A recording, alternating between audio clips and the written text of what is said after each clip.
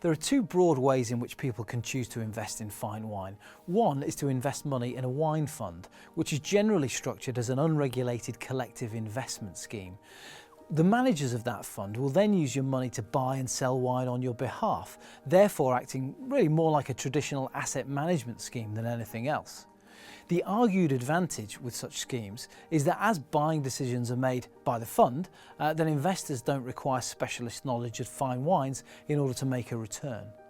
Funds are also currently subject to a greater degree of regulation as they represent a financial product rather than simply selling wine itself. This means that this type of investment isn't suited to everybody and it has to be acquired through a regulated advisor, typically your IFA. However, there are drawbacks. Rather than owning a tangible product, i.e. a case of first-rate wine, investors simply own a virtual asset, really, representing a unitised share in a pooled collection of fine wine, not unlike a share certificate.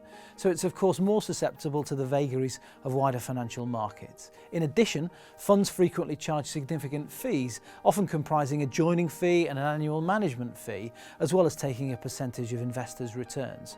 But obviously it's not up to us to tell anybody here, it's up to individual investors to decide what they feel comfortable doing with their money. The other way to invest in fine wines is to purchase actual cases, which are recommended as having good capital growth potential by a brokerage. Many do, for good reason, prefer what a brokerage might provide, expert advice, flexibility and a bricks and mortar asset. People also often prefer buying the physical asset itself because, and this is not an investment advisor talking, but because in doing so they feel more connected somehow to the investment. It's all very well imagining the emotional detachment of the professional investor, but that description doesn't fit everybody, and so it's foolish to pretend otherwise.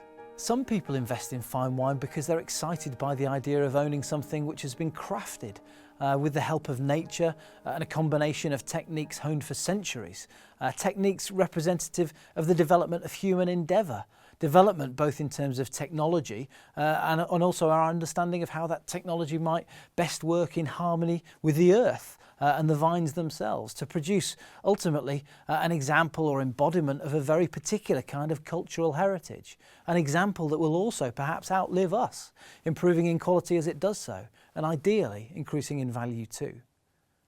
But although the idea of owning a case of 1982 Petrus, for example, can be extremely exciting for all of those reasons, that excitement at the heart of a buying decision mustn't be allowed too much weight. It's clearly of utmost importance that each and any investment decision is taken on its own merit, on a case-by-case basis, if you like.